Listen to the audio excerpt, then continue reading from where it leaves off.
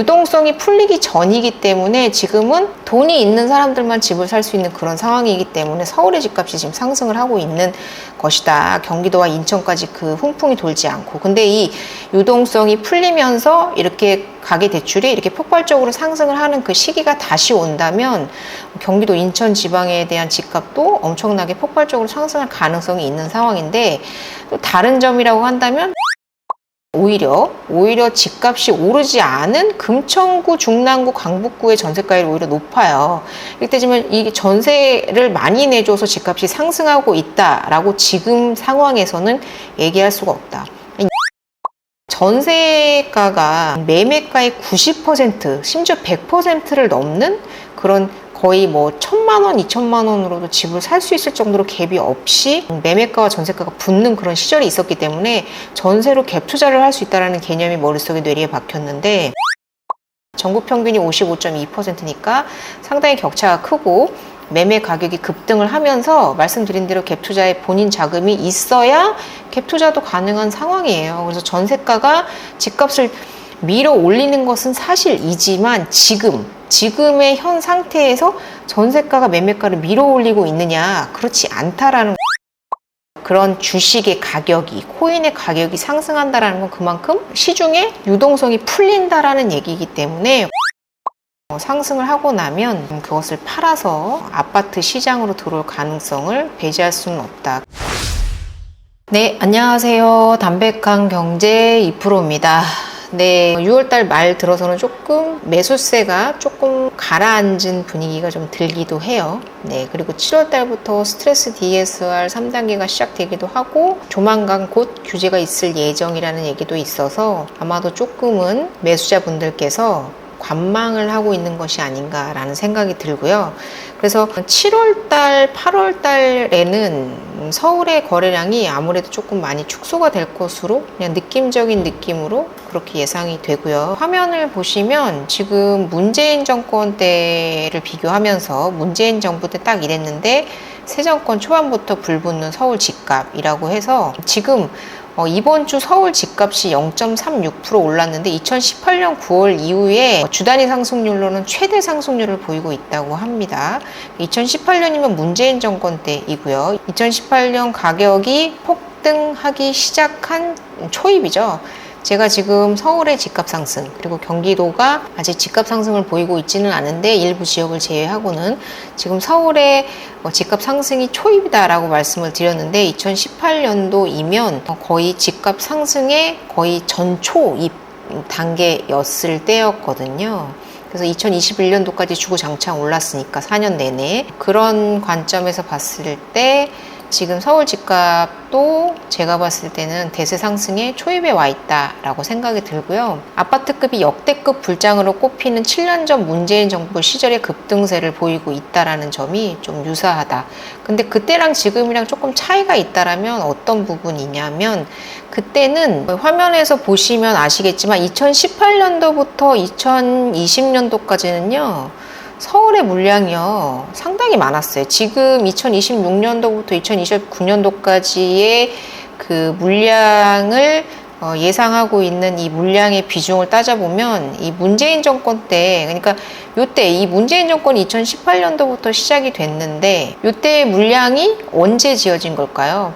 그 전 정권인 박근혜 정권에서 지었던 물건이 이때 공급이 됐던 부분이고, 이때에는 상당히 공급 물량이 많았음에도 불구하고 집값을 올리는 그런 누구도 해내지 못할 일을 해내셨다라고 보여지는데, 지금 같은 상황인데 다른 점은 물량이 그때와는 완전히 확연히 다르게 폭감을 했다라는 점이거든요.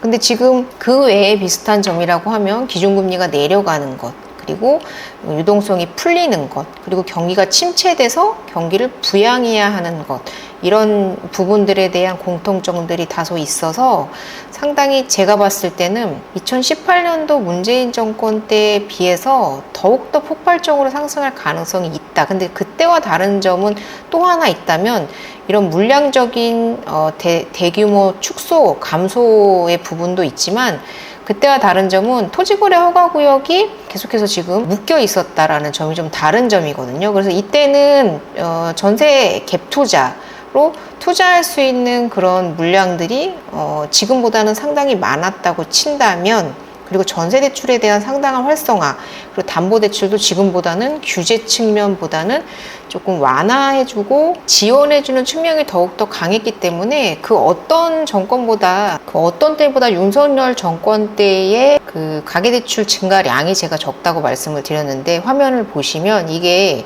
가계 신용대출의 증가 추세거든요. 근데 보시면 2010년도부터 2024년도, 이게 2025년도, 그러니까 2022년도쯤이 여기니까 윤석열 정권 들어와서 얼마나 적은 양으로 지금 통화량이 증가하는지 아시겠죠? 이렇게 정말로 급격하게 상승을 하고 있는 이 그래프의 꺾임 현상이 윤석열 정권 들어와서 거의 직선에 가깝게 증가세를 멈췄거든요. 그렇게 생각한다면 지금 통화량이 그렇게 폭발적으로 상승하고 있지 않은 상황인데도, 보시면 2018년도부터 2022년도까지 그 유동성, 통화량이 얼마나 폭발적으로 상승했는지 이 그래프를 보시면 알 수 있는데, 이렇게 폭발적으로 상승을 하면서 2018년도부터 2021년도, 2022년도 초까지 집값이 완전 초폭등을 하던 시기였는데, 지금은 그렇게 정말로 대출을 너무너무 해도 너무한다 싶을 정도로 안 내주는 정권이 윤석열 정권이었는데, 그럼에도 불구하고 집값이 지금 계속해서 상승을 하고 있거든요. 유동성이 풀리기 전이기 때문에 지금은 돈이 있는 사람들만 집을 살 수 있는 그런 상황이기 때문에 서울의 집값이 지금 상승을 하고 있는 것이다. 경기도와 인천까지 그 훈풍이 돌지 않고. 근데 이 유동성이 풀리면서 이렇게 가계 대출이 이렇게 폭발적으로 상승을 하는 그 시기가 다시 온다면 경기도 인천 지방에 대한 집값도 엄청나게 폭발적으로 상승할 가능성이 있는 상황인데, 또 다른 점이라고 한다면 제가 앞서 말씀드린 대로 2018년도에는 물량이 엄청나게 많았어요. 근데 지금은 입주 물량이 정말로 진짜 완전 바닥을 기고 있다라고 해도 과언이 아닐 정도로 폭발적으로 폭감을 한 상황이기 때문에, 여기서 이 통화량까지 증가를 한다면, 대출에 대한 통화량까지 증가를 한다면 정말로 어떻게 집값이 폭발적으로 상승할 것인지에 대해서는 가히 예상을 하기가 어려울 지경이다라고 말씀을 드리고 싶고, 그런 측면에서 제가 앞서 두 번에 걸쳐서 얘기를 드렸지만, 전세대출에 대한 DSR도 적용을 하겠다라는 얘기가 계속해서 기사를 통해서 나오고 있는 거고, 이게 금융감독위원회 차원에서, 그리고 한국은행 차원에서 은행들과 DSR을 검토하겠다라고 얘기가 나온 거지, 정부에서 그런 얘기를 한 부분은 아닌 걸로 보여져요. 그런 상황에서 이 전세대출이 정말로 집값에 지금 폭발적인 서울의 집값 상승에 영향을 주었느냐를 본다면, 뛰는 전세가 비해 나는 집값, 서울 전세가를 45%로 뚝, 제가 60%라고 말씀을 드렸는데 서울의 일부 지역은 60%까지 가기도 하지만, 지금 송파구, 강남구는 30%대라고 나오고 있죠. 그리고 반면에 조금 금액대가 낮은, 오히려 집값이 오르지 않은 금천구, 중랑구, 강북구의 전세가율이 오히려 높아요. 이때지만 이 전세를 많이 내줘서 집값이 상승하고 있다라고 지금 상황에서는 얘기할 수가 없다.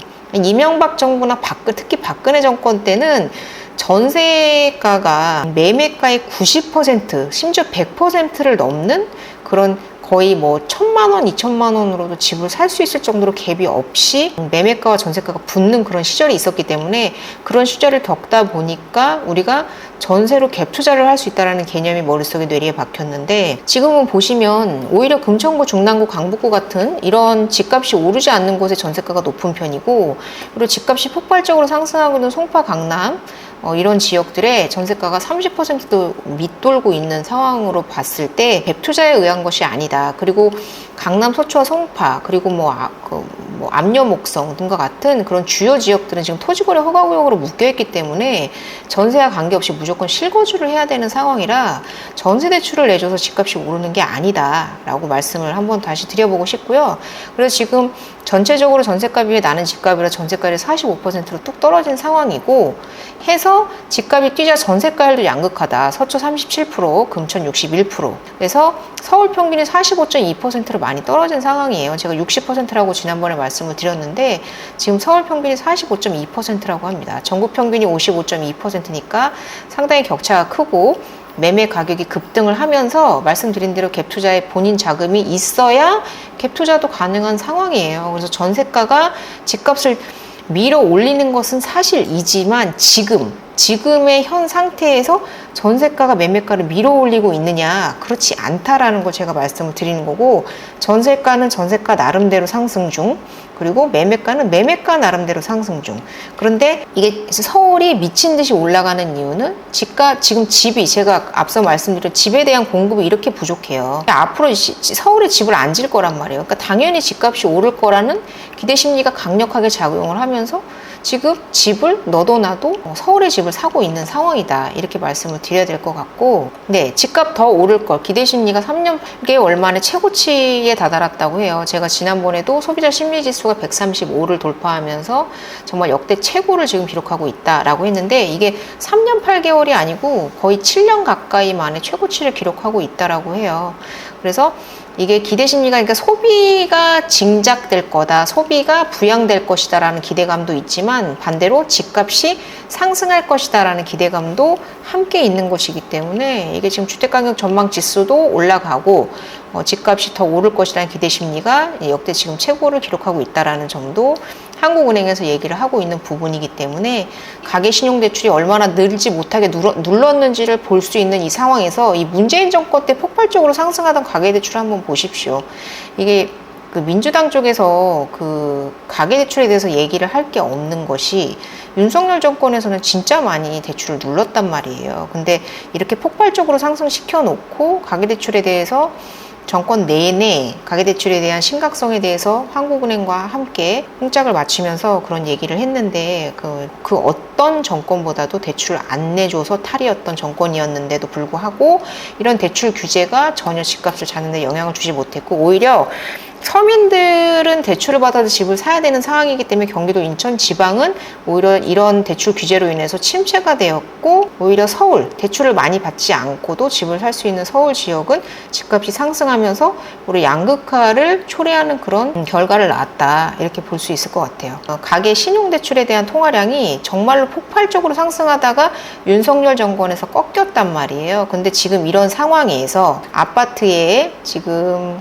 공급량이 문재인 정권 때는 적정 수요를 넘어가는 물량 가까이가 있었는데도 그렇게 폭발적으로 집값을 상승시켜 버렸는데, 지금 이 상황에서는 집이 없는 상황에서 입주 쇼크에 이어서 분양 쇼크라고 할 만큼 내년 분양 물량이 15년 만에 최저치다라고 할 정도로 15년 만에예요. 15년 만에 최저치란 말이에요. 그래서 이런 정도로 물량이 정말로 부족한 상황에서 이제 분양 쇼크라는 거 15년 만에 최저 분양은 보통 한 2년 정도 전에 하잖아요. 그러면 적어도 2027년도까지는 분양 쇼크로 인한 입주 쇼크가 계속해서 이어진다는 거기 때문에 지금 상당히 심각한 상황이다.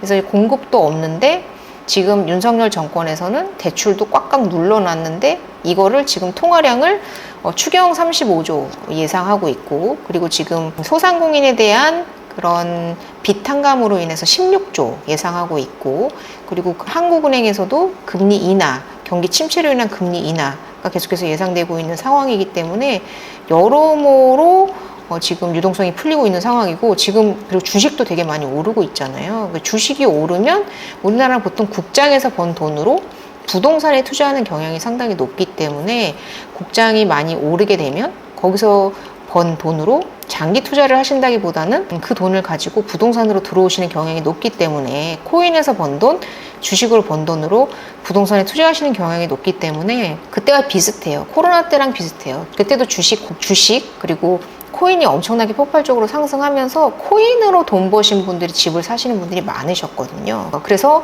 코인 부자 뭐 이런 얘기도 있었단 말이죠. 근데 지금 상황에서 코인도 주식도 상승을 하고 있잖아요. 근데 이게 과연 좋은 일인가를 생각해 본다면, 가격이 그런 주식의 가격이, 코인의 가격이 상승한다라는 건 그만큼 시중에 유동성이 풀린다라는 얘기이기 때문에, 그것이 자산 시장으로 들어오면서 집값이 더 상승할 수 있는 요인으로 작용할 거기 때문에, 우리나라의 주식 시장은 아직까지 그렇게 건전하게 움직이고 있지 못해서 아직까지는 그렇게 신뢰할 수 있는 정도의 안정적인 그런 우상향을 보이고 있지 않기 때문에 계속 박스권을 유지하고 있는 상황이기 때문에 어느 정도 상승을 하고 나면 그것을 팔아서 아파트 시장으로 들어올 가능성을 배제할 수는 없다. 그런 측면에서 봤을 때 2018년도인 문재인 정권 때에 폭발적으로 상승했던 그 집값의 재현을 볼까요? 이게 2018년도거든요.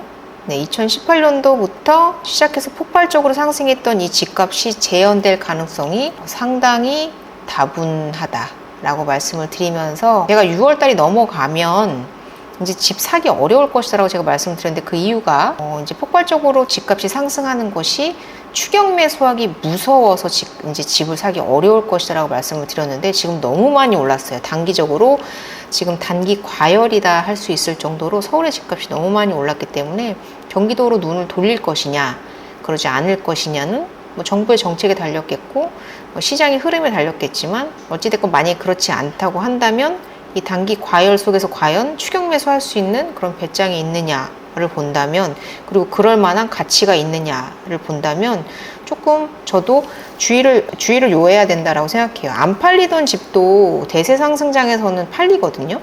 그러니까 안 좋은 집을 사지 말아야 될 집을 대세 상승장에서는 사버리는 경우도 있기 때문에 좀 상당히 주의해서 집을 매매하셔야 되지 않을까라는 생각이 들기는 해요. 그래서 이런 때일수록 더욱더 웃돈을 주고서라도 좋은 집을 사야 하는데도 불구하고 저렴하고 집은 사야겠고 불안하니까 싼 집을 웃돈을 주고 사는 그런 터무니없는 일이 발생하기도 한다라는 점을 상당히 좀 주의하셔서 집을 구매하시기를 바라겠습니다. 이상 오늘 여기까지 마무리 짓고 내일 모레 저녁 방송으로 만나도록 하겠습니다. 도움이 되셨다면 구독과 좋아요 부탁드리겠습니다. 감사합니다.